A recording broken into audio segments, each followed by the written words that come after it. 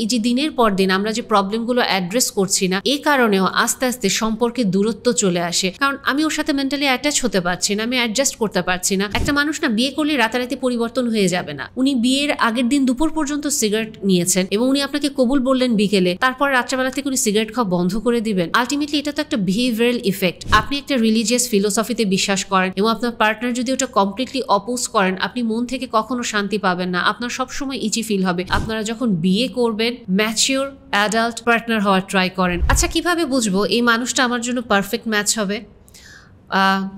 আচ্ছা, বিয়ে হলে তো দেখা যায় যে ভালোবাসা মরে যায়, তার মানে বিয়ের আগে তো অ্যাফেয়ার টাইমটাই বেশি বেটার না? বা কাইন্ড অফ ডেটিং করবো, হালাল ডেটিং, কন্টিনিউয়াস চেঞ্জ করবো ভালো না লাগলে, বা বিয়ের পরে যদি আমার শ্বশুর-শাশুড়ি নিয়ে সমস্যা হয়ে যায়, অথবা এই মানুষটাকে আমার 50% পছন্দ হচ্ছে বাট 50% আমার না পছন্দ হচ্ছে না, মন বলতেছে একবার রাজি হয়ে যাই, ব্রেন বলতেছে এখানে আমার সমস্যা হবে। আমার তো ওকে অনেক পছন্দ হয়ে গেছে কিন্তু বাবা মা এখনও রাজি হচ্ছে না, অথচ বাবা মাই কিন্তু ওকে আমার সাথে দেখা করিয়ে দিয়েছিল।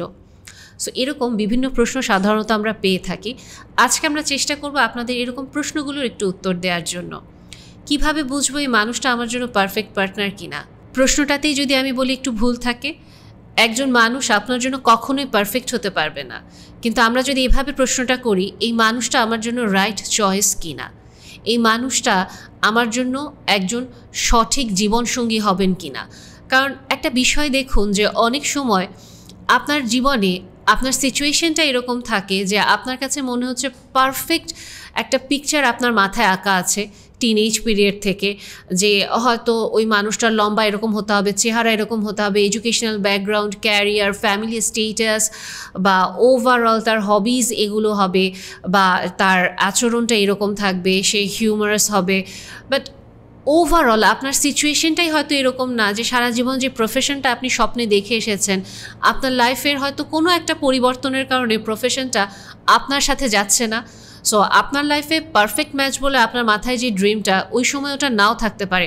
জাস্ট একটা এক্সাম্পল আমি যদি দিই, যে আমরা যদি হাদিসের দিকেই তাকাই, একবার একটা সফর থেকে ফিরছিলেন নবীজি সাল্লাল্লাহু আলাইহি সাল্লাম, জাবির ইবনে আবদুল্লাহ ওনার সাথে ছিলেন এবং উনি খুব তাড়াহুড়োর মধ্যেই ছিলেন। তো নবীজি ওনাকে জিজ্ঞেস করলেন যে কী হয়েছে, তখন উনি বললেন যে আমি তো নতুন বিয়ে করেছি, আমি আসলে ওনার সাথে সময় কাটাতে পারিনি, এর জন্য আসলে আমি একটু রাশে আছি, আমি ফিরছি। তখন নবীজি বলছেন যে ওনার বয়স কম হওয়া ভালো বা এরকম। তখন জাবির ইবনে আবদুল্লাহ খুব সুন্দরভাবে বললেন যে দেখুন, আমার এখনও কয়েকটা ছোট বোন আছে এবং আমার ওদের দায়িত্ব আছে যেগুলো পালন করতে হবে। আমি যদি এখন আমার চেয়ে বয়সে ছোট কাউকে বিয়ে করতাম, সেই ক্ষেত্রে আমাকে আরেকজনের দায়িত্ব নিতে হতো এবং তারকে বোঝাতে হতো এবং অনেক গাইডেন্স দিতে হতো। কিন্তু সেই জায়গায় আমার জন্য প্রয়োজন ছিল একজন ম্যাচিওর পারসন, যে কিনা আমার বোনদেরকেও বুঝতে পারবে, দায়িত্ব নিতে পারবে, আমাকেও আগলে রাখতে পারবে এবং অ্যাট দ্য সেম টাইম তার সাথে আমার মেন্টাল অ্যাটাচমেন্টটা অনেক সুন্দর হবে, আমিও তার দায়িত্ব নিতে পারবো। তাই আমি সিদ্ধান্ত নিয়েই বিয়ে করেছি আমার চেয়ে বয়সে বড় একজনকে। সো এই জিনিসটাই দেখেন একটা এক্সাম্পল, যেখানে নবীজি বলছেন যে তুমি যদি বয়সের ছোটো কাউকে বিয়ে করতে সেটা ভালো, বা ওরকম কাউকে বিয়ে করো, উনি একটা উপদেশ দিচ্ছেন। কিন্তু উনি সুন্দরভাবে নবীজির সাথে ঘটনাটা আলোচনা করলেন যে আমার ক্রাইটেরিয়া এগুলা, কাজে পারফেক্ট না, আমার জন্য রাইট পারসন যিনি, তাকেই আমার আসলে বেছে নিতে হবে। এবং এখানে আরেকটা জিনিস যেটা আমি খুব বেশি প্রশ্নটা করে থাকি, যে আপনি যখন আপনার লাইফে একজন পারফেক্ট পারসন খুঁজছেন, একজন রাইট পারসন খুঁজছেন, আপনি কি আপনার নিজেকে বিয়ে করবেন? মানে হুবহু আপনার একটা ভার্সন আপনার সামনে দাঁড়ানো, সেম আপনার মতো, যেভাবে কথা বলেন, যেভাবে আপনি সেন্সিটিভিটি ফিল করেন, যেভাবে আপনি হয়তো অ্যাঙ্গার আউটব্রাস্ট করেন, বা যেভাবে আপনি আসলে মানুষের সাথে ফিডব্যাক দেন বা রেসিপ্রোকেশন শো করেন ইমোশনাল, হুবহু আপনার মতো একজন মানুষকে কি আপনি বিয়ে করবেন? অনেক ক্ষেত্রেই প্রশ্নটার উত্তরে আসলে আরেকটা প্রশ্নই আসে, আমি তো নিজেই জানি না আমি কীরকম, অথবা মনে হয় একটু টাফ হয়ে যাবে। সো অ্যান্সারটা সেটাই, যে দেখেন আপনি যে আপনার নিজেকেই সহ্য করতে পারছেন না, সেই জায়গায় আপনি একজন পারফেক্ট ম্যাচ খোঁজার চেষ্টা করছেন। সো আপনি আপনার নিজেকে নিয়ে কতটুকু কাজ করছেন, আপনি আপনার নিজেকে আসলে কতটুকু জানেন, আপনি যে পারফেক্ট একজন পার্টনার খুঁজছেন, আপনার মাথার ভিতরে যে পারফেক্ট পার্টনারের ছবিটা আছে, সেটা আপনার লাইফে যদি 2-3 জনও চলে আসে বিয়ের আগেই, আপনি তাও তার সাথে ম্যাচ করতে পারবেন না, কারণ আপনার নিজের পার্সপেক্টিভ ঠিক নেই, আপনি আপনার নিজেকে ঠিক মতো জানেন না। সো সামনের মানুষটা পারফেক্ট কিনা তার চেয়েও বেশি ইম্পর্ট্যান্ট আপনি আপনার নিজেকে কতটুকু জানেন, আপনি একজন বেটার পার্টনার হিসেবে নিজেকে কতটুকু গড়ে তুলছেন, আপনি কি আরেকটা মানুষের জন্য রাইট পারসন হতে পারবেন কিনা এটা নিয়ে আপনি কতটুকু কাজ করছেন, এরপরে পারফেক্ট না আপনি একজন রাইট ম্যাচ খোঁজার চেষ্টা করেন। বিয়ে হলেই ভালোবাসা কমে যায় কেন? বিয়ের আগে ভালোবাসার যে ডেসপারেশনটা থাকে, বিয়ের পরে কেমন জানি ওটা ফিকে হয়ে যায়, ছেলেদের দিক থেকেও মেয়েদের দিক থেকেও। আসলে ব্যাপারটা এরকম, বিয়ের পরে আমাদের বিভিন্ন রেসপন্সিবিলিটি চলে আসে। বিয়ের আগে ডেফিনেটলি আমাদের একটা আর্জ কাজ করে যে এই মানুষটাকে আমার হবে নাকি, মানুষটাকে কাইন্ড অফ আমরা অ্যাচিভ করতে চাই যেভাবেই হোক না কেন। আর এটা তো বলাই হয়ে থাকে যে কোনো সম্পর্কের একটা হানিমুন ফেজ থাকে, সেটা শুধুমাত্র যে ভালোবাসার সম্পর্ক এমন না, সেটা ফ্রেন্ডশিপ রিলেশন বলেন, জব লাইফ বলেন বা পড়াশোনা বলেন, যে কোনো কিছুর একটা হানিমুন ফেজ থাকে, স্টার্টিং পিরিয়ডটা। সো ওইখানে ওই সময়টাতে সব কিছুই মিষ্টি লাগে, ওই সময়টাতে সব কিছু করতে ইচ্ছা করে এবং ওইটা আমরা করতে গিয়ে আমাদের সাধ্যের অতিরিক্ত করে ফেলি এবং তারপরে আমরা যখন জিনিসটা অ্যাচিভ করে ফেলি এবং আমরা বোঝা শুরু করি যে আমার পক্ষে তো প্রতিদিন এরকম 2 ঘন্টা প্রত্যেক দিন সকালবেলা হেঁটে গিয়ে বিরিয়ানি নিয়ে এসে আমার ওয়াইফকে খাওয়ানো পসিবল না, আমার হাজব্যান্ডকে সার্ভ করা পসিবল না, তখন আমরা বাস্তবতায় ফেরত আসি। তখন আমরা মনে করি যে আসলে কি হচ্ছে। আবার আরেকটা যে জিনিস, যে আমরা তো এক্সপেকটেশনের বেশি কাজ করে ফেলি, সামনের মানুষটার এক্সপেকটেশন বাড়িয়ে ফেলি, এটা তো একটা অবশ্যই খুবই সেলফ স্যাবোটেজিং বলা যেতে পারে একটা বিহেভিয়ার আমরা শো করি বিয়ের জন্য। আরেকটা আমরা যেটা খুব কমনলি করে থাকি, আমরা ভয় পাই যে সামনের মানুষটাকে আমি যদি তার এই প্রবলেমটা নিয়ে বলি বা আমি যদি তার সাথে কোনো কিছু নিয়ে ডিসএগ্রি করি, মেবি আমার সম্পর্কটা নষ্ট হয়ে যাবে, ও হয়তো কষ্ট পাবে, আমাদের সম্পর্কটা আস্তে আস্তে ফিকে হয়ে যাবে। কিন্তু আমরা যেটা ভুলে যাই, এই যে দিনের পর দিন আমরা যে প্রবলেমগুলো অ্যাড্রেস করছি না, এই কারণেও আস্তে আস্তে সম্পর্কের দূরত্ব চলে আসে। কারণ আমি ওর সাথে মেন্টালি অ্যাটাচ হতে পারছি না, আমি অ্যাডজাস্ট করতে পারছি না, ওর এই আচরণগুলো যে আমাকে দূরে ঠেলে দেয় এটা আমি তাকে বোঝাতেও পারছি না, ও তো সেম আচরণই করছে। একটা পর্যায়ে আমরা ধীরে ধীরে রুমমেট হয়ে যাই। আবার আরও যেটা থাকে আরেকটা, অতিরিক্ত দায়িত্ব, আশেপাশের এত দায়িত্ব আমরা পালন করতে গিয়ে নিজেরা যে স্বামী স্ত্রী, এই অভ্যাসটা আমরা প্র্যাকটিস করতে ভুলে যাই এবং অনেক সময় এই দায়িত্বের ভারে আমরা স্বামী স্ত্রীর অভ্যাসটা ভুলে যাওয়ার কারণেও আস্তে আস্তে রুমমেট হয়ে যাই।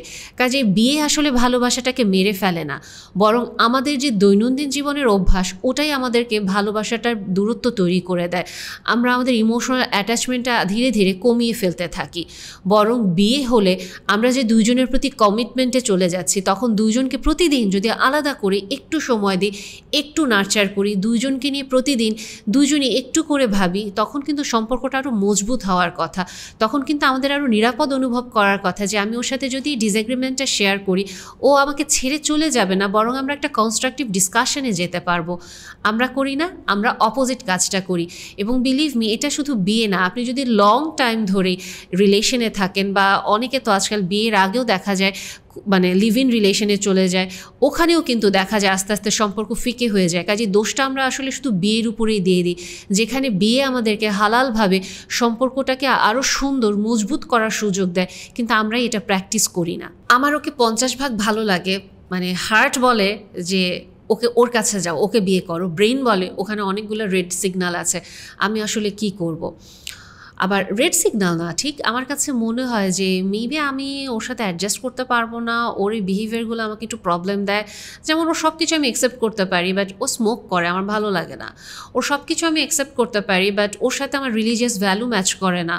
সো এরকম কেসগুলোতে আসলে কি করব, আমি ঠিক বুঝতে পারতেছি না যে আমি কি খুব পিকি হয়ে যাচ্ছি বা আমার কি আসলে ওর সাথেই সম্পর্কটা করা উচিত। বাসার অনেকেই বলে যে এত বেশি খুঁতখুত করলে পরে আমি বিয়ে করতে পারবো না, পরে আমার জন্য পাত্র পাওয়া যাবে না, পাত্রী পাওয়া যাবে না, সারা জীবন একা থাকতে হবে। এখানে আমাদেরকে আবার একটা জিনিস মাথায় রাখতে হবে, যেটা শুরু থেকেই বলছিলাম, যে আমার জন্য একজন রাইট পারসন দরকার, যার সাথে আমি অ্যাডজাস্ট করতে পারবো।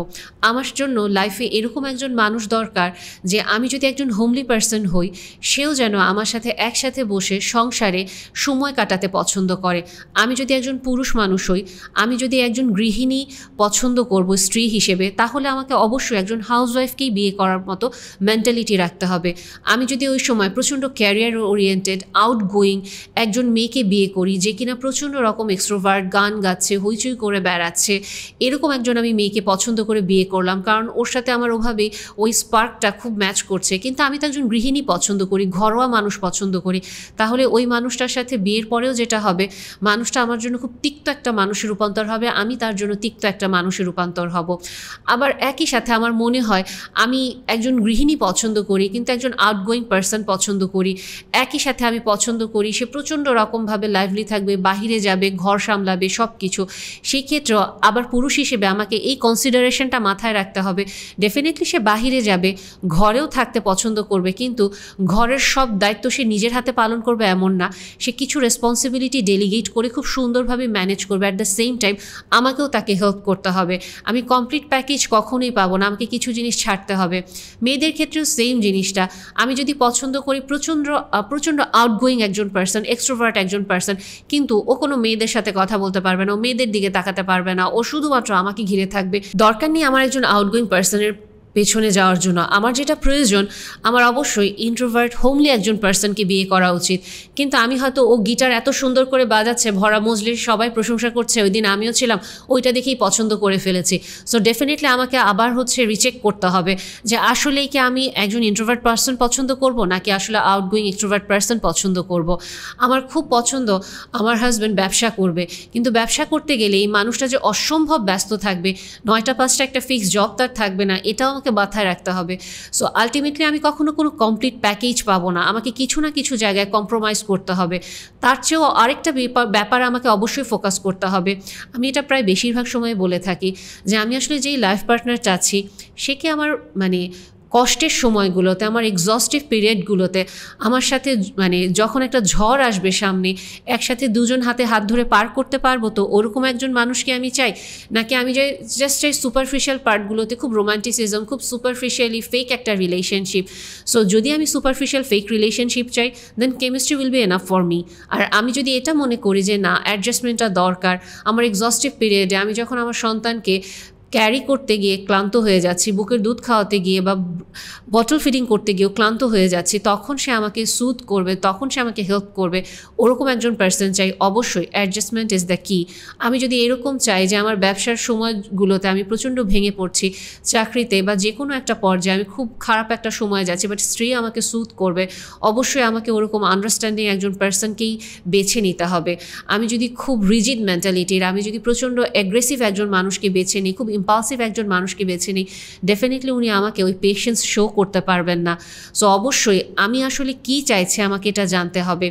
আর আরেকটা জিনিস এখানে খুব জরুরি, দেখেন অনেক সময় আমরা এই যে বললাম যে স্মোকিং করে, বাকি সব অভ্যাস ভালো আছে, সো বিয়ের পরে কেউ বদলে যাবে, এটাও আরেকটা প্রশ্ন চলে আসে। সো এখানে আমাদেরকে যেই জিনিসটা মাথায় রাখতে হবে, একটা মানুষ না বিয়ে করলে রাতারাতি পরিবর্তন হয়ে যাবে না। উনি বিয়ের আগের দিন দুপুর পর্যন্ত সিগারেট নিয়েছেন এবং উনি আপনাকে কবুল বললেন বিকেলে, তারপর রাত্রেবেলা থেকে উনি সিগারেট খাওয়া বন্ধ করে দিবেন। আলটিমেটলি এটা তো একটা বিহেভিয়ারাল ইফেক্ট। ওনার যদি সিগারেটটা খাওয়া বন্ধ করতেই হয়, স্মোকিং বন্ধ করতে হয়, উনি এটা আগে থেকেই করবে, উনি আপনার জন্য ওয়েট করবে না। বাট হ্যাঁ, ডেফিনেটলি উনি আপনাকে ভালোবাসে, আপনাকে উনি কথা দিচ্ছেন যে উনি এটা করবেন, তখন হয়তো উনি ওনার বিহেভিয়ারাল চেঞ্জটা আনতে পারেন। আমার এক্সপিরিয়েন্সে এরকম আমি অনেক কেস দেখি যেখানে হাজব্যান্ড সেশনের আগেই বলে দেন, আপু আমি স্মোক করি, প্লিজ এটা নিয়ে কোনো কোয়েশ্চেন করবেন না আমার ওয়াইফকে। সো অনেক ক্ষেত্রে এগুলো বলে দেয় এবং অনেক মেয়েদেরও এরকম কিছু ব্যাড হ্যাবিট থাকে যেখানে ওনারা আগে থেকে বলে দেন যে প্লিজ আপু আমার এরকম ব্যাড হ্যাবিট আছে, হাজব্যান্ড খুব অপছন্দ করে, সো আপনি প্লিজ এটা বলবেন না যে আমি এই কাজটা করি। সো ডেফিনেটলি জিনিসটা আপনার বলাতে উনি পরিবর্তন হবে না, এটা একটা মানুষ হয় না। যেটা বললাম, হানিমুন পিরিয়ডে আপনার জন্য 2-3 দিন, 1 মাস 2 মাস বন্ধ রাখবে, কিন্তু ঠিকই তার যে বিহেভিয়ারাল যে এফেক্টটা, যে বিহেভিয়ারাল প্যাটার্ন, এটা স্ট্রেসে পড়লে সে আবার শুরু করে দিবে, কারণ সেটা মন থেকে চাচ্ছে না, আপনাকে খুশি করার জন্য চাচ্ছে। অনেকেই এটা অপোজ করতে পারেন, বাট ট্রু ফ্যাক্ট এটাই যে আপনাকে ভালোবেসে একজন মানুষ তখনই পরিবর্তন হবেন যখন সে নিজে থেকে পরিবর্তন হতে চায়। এবং আরেকটা জিনিস, এখানে ধর্মের ব্যাপারটা যখন নিয়ে আসেন, যে রিলিজিয়াস ভ্যালুটা, ও তো হিজাব করে না, বিয়ের পরে হিজাব করায় ফেলবো, ও তো নামাজ পড়ে না, বিয়ের পরে নামাজ পড়ায় ফেলবো, বা ওর সাথে আমার রিলিজিয়াস ভ্যালু ম্যাচ করে না, বাট স্টিল আমি ওকে আমার লাইফে রাখতে চাই। ধর্মটা খুব সেন্সিটিভ একটা ব্যাপার। আপনি হয়তো স্মোকিং পার্টটা বাদ দিতে পারেন, যে ঠিক আছে এটা আমি হয়তো একটু ইগনোর করতে পারি, ওর অন্য জিনিসগুলো আমার পছন্দ হচ্ছে, বা ও হয়তো দেখা যাচ্ছে পাবলিকলি একটু জোরে হেসে ফেলে, আমি হয়তো ওটাও ইগনোর করতে পারি। ও হয়তো অনেক লাউড একটা পার্সন, আমি হয়তো ওটাও ইগনোর করতে পারি। বা কিছু ক্ষেত্রে ও হয়তো ইন্ট্রোভার্ট, আমার হয়তো একটু কষ্ট হয়ে যায়, বাট ওটাও আমি হয়তো ইগনোর করতে পারি। বা ওর জব হচ্ছে ব্যবসা, কাজেই ও জব পছন্দ করছে না, ওটাও হয়তো আমি অ্যাডজাস্ট করে ফেলতে পারি কিছু ক্ষেত্রে। বাট রিলিজিয়ান এমন একটা পার্ট, দেখুন এটা অ্যাকচুয়ালি আপনার ফিউচার লেগেসিকে অনেক বেশি ইম্প্যাক্ট ফেলবে। আপনি চাইবেন আপনার সন্তান কোন রিলিজিয়ন ফলো করবে, আপনি চাইবেন আপনার সন্তান ঠিক কিভাবে নিজেকে গড়ে তুলবে। এবং এখানে আপনার কাছে খুব কষ্টকর মনে হবে যখন আপনি একটা রিলিজিয়াস ফিলোসফিতে বিশ্বাস করেন এবং আপনার পার্টনার যদি ওটা কমপ্লিটলি অপোজ করেন, আপনি মন থেকে কখনো শান্তি পাবেন না, আপনার সবসময় ইচি ফিল হবে। এরকম অসংখ্য কেস ডিল করি যেখানে ওয়াইফ হয়তো মুসলিম বা হাজব্যান্ড হয়তো অন্য ধর্মের, বা হাজব্যান্ড হয়তো মুসলিম, ওয়াইফ হয়তো অন্য ধর্মের, কিন্তু ওনাদের ভেতরে আস্তে আস্তে বিয়ের পরে কনফ্লিক্ট তৈরি হয়ে যাচ্ছে। ওনারা এটা ডিসাইড করতে পারছেন না যে ওনার সন্তানের জন্য উনি আসলে কোন পথটা বেছে নেবেন। অনেক সময় দেখা যায় দুইজনই রেসপেক্টফুল থাকেন, বাট স্টিল হয়তো একজন মনে করছেন যে আমার রিলিজিয়াস ভ্যালুর সাথে ওর যদি এটা ম্যাচ করতো তাহলে হয়তো আমরা জিনিসটা এভাবে করতে পারতাম, ডিসিশনটা লাইফ ডিসিশন এভাবে আমরা নিতে পারতাম, ক্যারিয়ার গোল বলেন বা ফ্যামিলির সাথে আমরা এভাবে ম্যাচ করতে পারতাম এবং আমার বাচ্চাও হয়তো একটা স্টেবল লাইফ পেত। এবং অনেক সময় দেখা যায় বিশেষ করে আপনার বয়স এখন 20 বছর 30 বছর, আপনার এই ফিলোসফি আপনার 40 বছরে এরকম থাকবে না, 50 বছরে এরকম থাকবে না। তো আপনি তখন কিভাবে শিওর হবেন যে আপনার এই রিলিজিয়াস ফিলোসফি তখন আপনার লাইফ ভিউকে কমপ্লিট চেঞ্জ করে দিবেন এবং আপনার ভেতরে আপনার পার্টনারকে নিয়ে আফসোস শুরু হবেন এবং তখন আপনি আসলে সন্তানদেরকে নিয়েও লেগেসি যখন ক্যারি করতে চাইবেন সামনের দিকে, তখন আপনি ডিভোর্সের সিদ্ধান্তে যাবেন না। সো রিলিজিয়ান খুব সেন্সিটিভ একটা ইস্যু এবং আমার কাছে মনে হয় যদি আপনার কাছে রিলিজিয়ান একটা ফ্যাক্টর মনে হয়, ডিফারেন্ট রিলিজিয়ান নিয়ে যদি আপনার অবশ্যই আপনার হাঞ্চ ক্রস করে যে এটা প্রবলেম হবে, আপনি এখান থেকে সরে আসুন। সো আপনাকে অনেক সময় এটার ওয়েট বুঝতে হবে, ইন ফিউচার এটার ওয়েটটা আপনার জন্য কেমন হবে। কারোর জন্য চেহারা অনেক বড় একটা ফ্যাক্টর, সে হয়তো ভাবছে যে চেহারাটা বাদ দিয়ে পরে আমি অন্যদিকে আগাবো, কিন্তু অনেক ক্ষেত্রে আমি দেখেছি যে এরকম হয় না, বিয়ে করলেন উনি চেহারাটা বাদ দিয়ে, কিন্তু তারপরেও সারা জীবন আফসোস থেকে গেল এই কারণে উনি ওনার স্ত্রী বা ওনার হাজব্যান্ডকে উনি কখনো অ্যাকসেপ্ট করতে পারলেন না। আরেকটা প্রশ্ন যেটা আমরা খুব কমনলি পেয়ে থাকি যে বিয়ের পরে শ্বশুর শাশুড়ি নিয়ে অনেক বেশি ভয় লাগে, এটা নিয়ে কি করব। শ্বশুর শাশুড়ির পার্টটা আসলে অনেক বড় একটা ব্যাপার, কিন্তু তারপরেও খুব ছোট্ট করে যদি একটু বলি যে দেখুন অনেক পরিবারেরই এরকম একটা ব্যাপার থাকে যে ছেলের সংসারে শ্বশুর শাশুড়ি মানে ছেলের বাবা মা অনেক বেশি হস্তক্ষেপ করেন। আবার অনেকের ক্ষেত্রে এটাও থাকে যে মেয়ের পরিবারে কাইন্ড অফ মার কাছে মানে প্রতিদিন রিপোর্ট পেশ করতে হয় এরকম একটা যে আমার সংসারে এগুলো হচ্ছে ওগুলো হচ্ছে। সো ফার্স্ট অফ অল আপনারা যখন বিয়ে করবেন ম্যাচিওর অ্যাডাল্ট পার্টনার হওয়ার ট্রাই করেন। আপনি যদি আপনার মাম্মাস বয় বা ড্যাডিস প্রিন্সেস হিসেবে বিয়ে করার দরকার নাই, কারণ আপনার এখনও মেরুদণ্ড তৈরি হয়নি। আপনি যদি মনে করেন আপনার বাবা মা এবং স্ত্রী অথবা আপনার বাবা মা এবং হাজব্যান্ডের ভিতরে আপনি ব্যালেন্স করতে পারবেন, তখনই একমাত্র আপনি বিয়ের সিদ্ধান্ত নেবেন। আপনার কাছে যদি মনে হয় যে আপনার বিয়ের সম্পর্কে কোনো একটা সমস্যা হলে দৌড়ে গিয়ে আপনার বাবা মাকে বলতে হবে আব্বু আম্মু আমার হাজব্যান্ড তো আমার সাথে এটা করতেছে, আমার স্ত্রী তো আমার সাথে এটা করতেছে, ও আমার কথা শোনে না, ও জানো আজকে আমার কাপড় ধুয়ে দেয়নি, ও আজকে আমাকে রান্না করে দেয়নি, ও আজকে আমাকে অফিসে ড্রপ করেনি। আপনার যদি এই কমপ্লেন এখনও করতে হয়, বিয়ে করেন না দয়া করে। আর আপনার কাছে এটা যদি মনে হয় যে আপনার হাজব্যান্ড বা আপনার ওয়াইফকে আপনার বাবা মা আপনার ফ্যামিলি মেম্বাররা কেউ যদি কোনো কিছু নিয়ে টন্ট করে বা কথা শোনায়, আপনি খুব সুন্দরভাবেই ওটা একটা ব্যাকআপ দিতে পারবেন। আপনি অন্তত বলতে পারবেন সবার সামনে না হোক আলাদা করে যে প্লিজ আমার হাজব্যান্ড বা আমার ওয়াইফকে এই কথাটা বা এইভাবে কাজগুলো করো না, তারা একটা রেসপেক্ট ডিজার্ভ করে, কারণ তাদের রেসপেক্টই আমার রেসপেক্ট।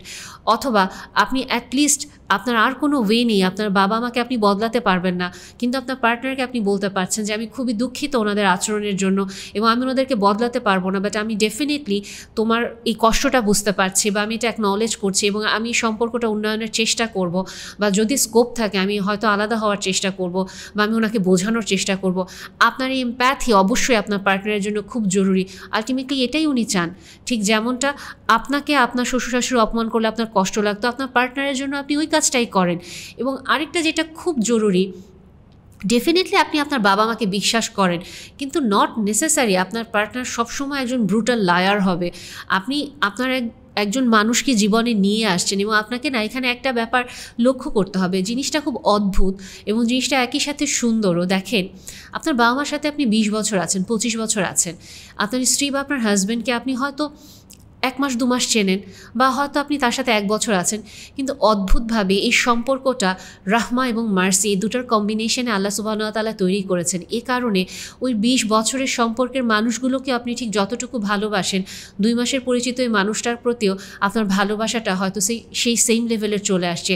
তাকে আপনি ঠিক মন থেকে উপলব্ধি করেন, তাকে আপনি ভালোবাসা শুরু করে দিচ্ছেন। এটা আল্লাহর পক্ষ থেকে একটা বারাকা এবং আল্লাহ সব সময় এই সম্পর্কটাকে এমফাসিস দিয়েছেন এবং আপনাকে এটাও মাথায় মাথায় রাখতে হবে, দেখেন বেহেশতে গেলে আপনি আপনার বাবা মা ভাই বোনের সাথে থাকবেন, আল্লাহ আপনাকে এই কথা দিচ্ছে না, আপনাকে এটাই বলা হচ্ছে আপনি আপনার পার্টনারের সাথে থাকবেন। ডেফিনেটলি এখানে আরও অনেকগুলো কম্পোনেন্ট, আরও অনেক ফ্যাক্টর থাকে, হুর বা এরকম আরও বিভিন্ন বিষয় থাকে, ওগুলো আদার টপিকস, আমি এটা নিয়ে বলছি না। বাট আপনি এটার ইম্পর্টেন্সটা ফিল করেন, এই সম্পর্কটার গুরুত্ব কতটুকু, রিলিজিয়াস দিক থেকে বলেন, সোশ্যাল দিক থেকে বলেন, বা আপনি আপনার পার্সোনাল লাইফে বলেন, প্রত্যেকটা জায়গায় হাজব্যান্ড ওয়াইফের রিলেশনটা খুবই ইউনিক।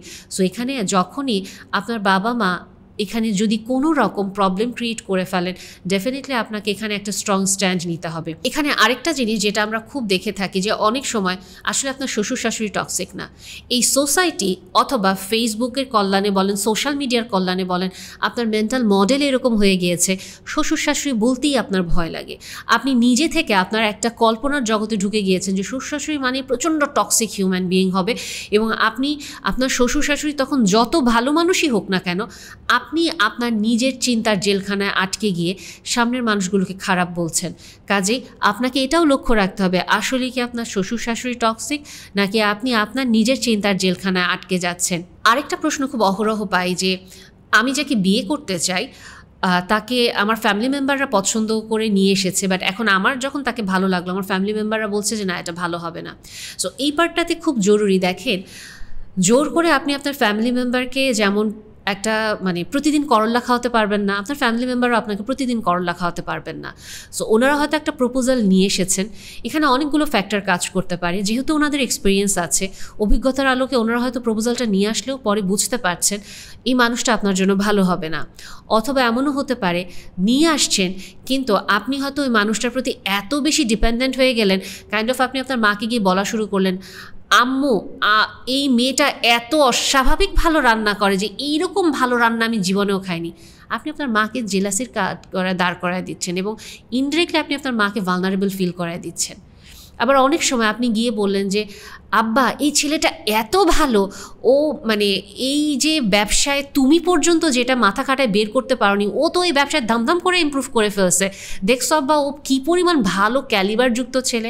আপনি নিজেও জানেন না আপনি আপনার বাবাকে কি কম্পিটিশনের মধ্যে ফেলে দিচ্ছেন কিনা। অনেক সময় মানুষের ইগো বলে একটা জিনিস থাকে, সেটা হিডেন থাকে। যতই আমরা বাবা মা হই না কেন, আমরা তো মানুষ, আমাদের কিছু জায়গায় সেলফলেস ভালোবাসা থাকে ঠিকই, বাট নিজেদের ইনসিকিউরিটিও কাজ করে যায়। সো অনেক ক্ষেত্রেই হয়তো হতে পারে আপনার বাবা মা কোনো রেড সিগন্যাল দেখেই না বলছেন, আবার কখনো হতে পারে যে ওনারা ইনসিকিউরিটির মধ্যে চলে যাচ্ছেন যে কারণে না বলছেন। সো এখানে খুব জরুরি একটা বিষয়, আপনাকে অবশ্যই আপনার বাবা মার এক্সপিরিয়েন্স এবং আপনার নিজের যে আধুনিক মানসিকতা ওটাকে মেলাতে হবে। এবং যদি এটা আপনার বাবা মার ইনসিকিউরিটি হয় বা কোনো কারণে ওনাদের ইনফিরিয়রিটি কমপ্লেক্স থাকে, আপনি আপনার হাঞ্চ থেকে বা আপনার অ্যানালাইসিস থেকেই বুঝে ফেলতে পারবেন। কারণ ডেফিনেটলি আপনার আশেপাশে আপনার শুভাকাঙ্ক্ষী, আপনার মামা খালাও একজন দুইজন থাকবে যাদের সাথে আপনি আলোচনা করেই বের করতে পারবেন। এবং আবার অনেক ক্ষেত্রে যদি আপনি আসলেই দেখেন যে রেড ফ্ল্যাগ আছে, আপনার মুরব্বীরা বলছেন, আপনার ফ্রেন্ড সার্কেলরা বলছেন just leave him or her, কারণ ডেফিনেটলি একটু কথা বললে ভালো লাগছে, বাট রেড ফ্ল্যাগগুলোকে বিয়ের আগে যদি ইগনোর করেন, বিয়ের পরে আপনি ওটার বোঝা টানতে পারবেন না। এবং পরিবারটা আসলেই জরুরি, কারণ আপনি আপনার পরিবার বাদ দিয়ে কখনোই জীবনে আগাতে পারবেন না। সেম থিং আপনার স্পাউজের ফ্যামিলির ক্ষেত্রেও, আপনি যদি আপনার জীবনসঙ্গীর পরিবারের মানে ওনারা যদি আপনাকে অ্যাকসেপ্ট না করে, আপনি আপনার জীবনসঙ্গীকে যতই ওনার লাইফে ঢোকার চেষ্টা করেন না কেন, আপনার জীবনসঙ্গী মন থেকে আপনাকে সবসময় গ্রহণ করতে পারবে না। কারণ ইনফ্লুয়েন্স খুব বড় একটা ব্যাপার, কখনো না কখনো আপনার প্রতি উনি তিক্ত হয়ে যাবেন। কাজেই এই পার্টটা অবশ্যই আমরা মাথায় রাখবো যে ফ্যামিলির সাথে আপনার বন্ডিংটা কেমন, আপনার নিজের ফ্যামিলির সাথে যেমন আপনার স্পাউসের ফ্যামিলির সাথেও তেমন বন্ডিংটা সুন্দর হচ্ছে কিনা। এবং যদি ওনারা মানা করেন, অ্যানালাইসিস করেন, অ্যানালাইসিসে যদি মনে হয় ভালো লাগছে তাও ছেড়ে আসতে হবে, ছেড়ে চলে আসেন। আর যদি মনে হয় যে না আমি পছন্দ করছি এবং এখানে সব দিক থেকে ঠিক আছে, জাস্ট ইনফিরিয়রিটি কমপ্লেক্স বা ইনসিকিউরিটি ট্রিগার করছেন, দেন আপনাকে সিদ্ধান্ত নিতে হবে আপনি কি এটা নেগোশিয়েট করে আগাতে পারবেন কিনা, আপনি এটা ব্যালেন্স করতে পারবেন কিনা। যদি আপনি ব্যালেন্স করতে পারেন দেন গো ফর ইট। আরেকটা যে কোয়েশ্চেন খুব অহরহ আমরা পাই যে আলটিমেটলি আমি হয়তো বিয়ে করব বা সব কিছুই ওর সাথে অ্যাডজাস্ট করার ট্রাই করব, বাট একটা পর্যায়ে গিয়ে ওকে যদি আমার ভালো না লাগে বা ওকে কি আমি ভালোবাসি কি না এটা নিয়ে আমার খুব কনফিউশন কাজ করে, বা ওই প্রশ্নটাই কাইন্ড অফ যে বিয়ের পরে ভালোবাসা কমে যায় নাকি। সো একটা মানুষের সাথে লাইফ লং থাকে কিভাবে, এখানে খুব জরুরি যে বিষয়টা আমাদের জন্য বোঝা, ভালোবাসার স্পেকট্রামটা না অনেক বড়। আপনি প্রথমে মানুষটাকে ভালোবাসছেন আপনার জীবনসঙ্গী হিসেবে, তারপরে আস্তে আস্তে একটা সময় আপনি হয়তো আপনি দেখবেন যে সে আপনার কষ্টের সময় কিভাবে আপনাকে সাহায্য করে, ভালনারেবল পিরিয়ডে মানুষটা আসলে কতটুকু হেল্পফুল। আপনি তাকে দেখবেন যে আপনার সন্তানের বাবা বা মা হিসেবে এই মানুষটা কতটুকু ভালো। আপনি দেখবেন আপনার মায়ের বা বাবার জন্য উনি আসলে কতটুকু ভালো একজন মানুষ হতে পারছেন, আপনার ভাই বোনের জন্য, আপনার ফ্রেন্ড সার্কেলের জন্য, সোসাইটির জন্য কতটুকু আপনি নিরাপদ ওনার কাছে ফিল করেন। সো এরকম বিভিন্ন কম্পোনেন্ট আস্তে আস্তে অ্যাড হতে থাকবে এবং ভালোবাসার রংরূপও বদলাতে থাকবে। কিন্তু আমরা যদি খুব রিজিড ওই হ্যাপেনিং থ্রিলিং ভালোবাসা ফিল করি, আমরা যদি ফিল করি সোশ্যাল মিডিয়াতে যে ভালোবাসাটা দেখায়, ইনফ্যাক্ট যারা আমাদের নায়ক নায়িকারা এই অভিনয়গুলো করেন বিভিন্ন টিভি সিনেমাগুলোতে, নাটকগুলোতে, আলটিমেটলি ওনারাও মনে হয় এরকম একটা পারফেক্ট লাইফ ক্রেভ করতে থাকেন। ওনারা নিজেদের লাইফেও হয়তো এত পারফেক্ট লাইফ ওনারা পান না। সো ওই পিকচার পারফেক্ট ভালোবাসা যদি আপনি খুঁজতে থাকেন, সরি টু সে ওটা আপনাকে কেউ কোনো দিন দিতে পারবে না। ইনফ্যাক্ট আপনি নিজেই তো ওটা অফার করতে পারবেন না। সো আপনাকে এই জিনিসটা মাথায় রাখতে হবে যে ভালোবাসাটা কি দিনের সাথে সাথে ফিকে হয়ে যাবে, বা একটা মানুষের সাথে কীভাবে লাইফ লং কাটানো যায়। রিসার্চ বলে আপনি যদি মনোগ্যামাস হন, মানে একজন মানুষের সাথে আপনি অ্যাটাচ থাকেন, আপনি মেন্টালি স্টেবল হবেন, আপনার ডিপ্রেশন হওয়ার চান্স কম থাকে এবং আস্তে আস্তে করে আপনি লাইফে একটা মিনিংফুল পারপাসের দিকে এগোতে পারবেন। কিন্তু আপনি যদি পলিগ্যামাস হন, কন্টিনিউয়াস পার্টনার চেঞ্জ করেন, আপনি লাইফে কখনো স্টেবল হতে পারবেন না, কারোর সাথে সেটেল করতে পারবেন না, কন্টিনিউয়াস একটা জার্কি রাইড থাকবে, আপনার এক্সপেকটেশন আপ ডাউন থাকবে, ডিপ্রেশন হওয়ার চান্সেস অনেক বেশি এবং লাস্টলি আপনি লোনলিনেসের ভিতর দিয়ে যাবেন এবং আলটিমেটলি আপনার লাইফটা একটা রোলার কোস্টার রাইডে চলে যাবে। এবং দিন শেষে আমরা যখন একটা মানুষে অভ্যস্ত হয়ে যাই, আমরা খুব সিকিউর ফিল করি, আমরা সেফ ফিল করি এবং আমাদের লাইফ পার্টনারের সাথে আমরা ওই সেফটি সিকিউরিটিটাই দেখার চেষ্টা করি। মেয়েদের একটা অভ্যাস খুবই ইচি লাগে, 10 বছর আগে কী হয়েছে গড়গড় করে বলতে থাকে, মানে এটা তো প্যারা দেয়, মানে আমি বিয়ে করবো কি করবো না এটা নিয়েই তো আমার অস্বস্তি লাগে, যে আমার এই লাইফই তো ভালো, বিয়ে হওয়ার পরে মানে খুবই ঝামেলা হয়ে যাবে, কি বলেন আপু। সো ছেলেদের এই কোয়েশ্চেনটা খুব কমন থাকে এবং এই ক্ষেত্রে ছেলে মেয়ে দুজনকেই যে জিনিসটা বুঝতে হবে।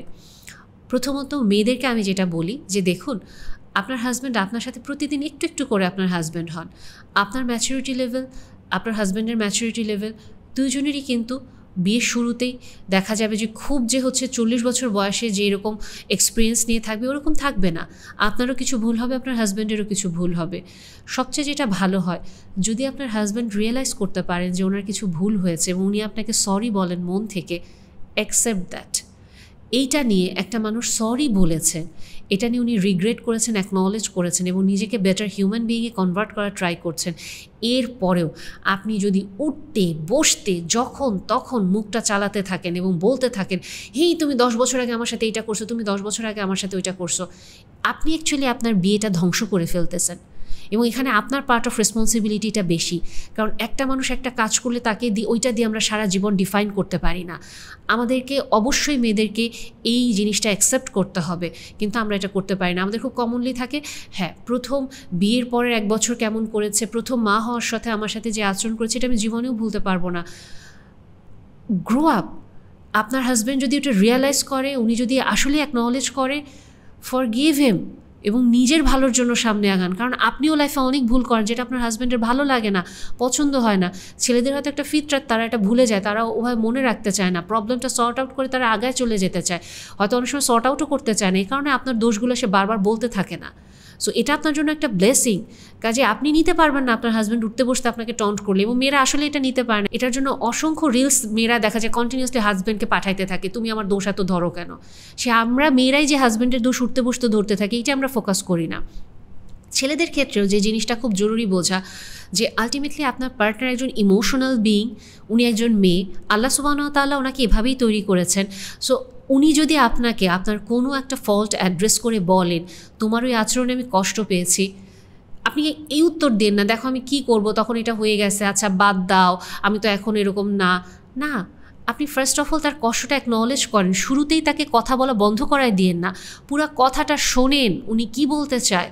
ফার্স্টে আপনি ওটা পুরোটা শোনেন খুব ঠান্ডা মাথায়, তারপরে আপনি জাস্ট সিম্পলি বলেন সরি, ওই সময় আসলেই আমার হয়তো এটা করা উচিত হয়নি এবং ডেফিনেটলি আমি এটা নিয়ে কাজ করব। এখন আপনি যদি বলেন পুরানো কথা টেনে লাভ কি, ওখানে তো এখন আমরা নাই, এই সমাধান এইভাবে বিভিন্ন সলিউশন দিতে চান, আপনি আপনার স্ত্রীকে হারায় ফেলবেন। উনি আরও বেশি কষ্ট পাওয়া স্টার্ট করবে, কারণ আপনার কোনো অ্যাকনলেজমেন্ট নাই ওনার পেইনের। So just acknowledge it. আপনি জিনিসটা অ্যাকনলেজ করেন, ওনাকে স্পেস দেন, be a good listener, then আপনি আস্তে আস্তে করে বলেন যে দেখো একটা ভুল দিয়ে আমাকে ডিফাইন করো না, আমি তো জীবনের সামনে আগাচ্ছি, আমি যদি আবারও করি তখন এটা বলো, কিন্তু তুমি যদি দেখো আমি ওখান থেকে অনেক দূরে এগিয়ে গিয়েছি, নিজেকে ডেভেলপ করেছি, অ্যাকসেপ্ট মি। সো এই জিনিসটা খুব জরুরি যে মেয়েরা ইমোশনাল বিং, এবং আপনি একজন হাজব্যান্ড হিসেবে, একজন পুরুষ মানুষ হিসেবে যখনটা অ্যাকসেপ্ট করছেন, আপনার ওয়াইফ তখন বারবার হয়তো পাস্ট টেনে নিয়ে আসবে না, কিন্তু এর পরেও যদি নিয়ে আসে তখন একজন পুরুষ মানুষ হিসেবে, একজন হাজব্যান্ড হিসেবে আপনাকে একটা স্ট্রিক্ট বোল্ড রোলে আসতে হবে। একটা ভুল দিয়ে তুমি আমাকে ডিফাইন করতে পারো না, ওটা থেকে আমি অনেক দূরে চলে এসেছি, কিন্তু তুমি ওই মানুষটা যে অতীতে বাস করছো ওটা আমরা সমাধান করেছি এবং এই ভুল আমি আর করিনি, কিন্তু তুমি যদি অতীতে বাস করতে পছন্দ করো এটা কমপ্লিটলি তোমার রেসপন্সিবিলিটি, তুমি এটা নেবে, এই দায়ভার আমি আর নেব না। এরকম অসংখ্য প্রশ্ন আপনাদের মাথায় কাজ করে এবং যেগুলো আমরা পেয়ে থাকি। আপনার মাথায় যদি এরকম আরও কোনো প্রশ্ন থাকে প্লিজ আমাদের কমেন্ট সেকশনে জানাবেন, তাহলে আমরা আরেক দিন আমাদের এরকম এপিসোডটা আপনাদের প্রশ্ন আমাদের উত্তর নিয়ে সাজাবো।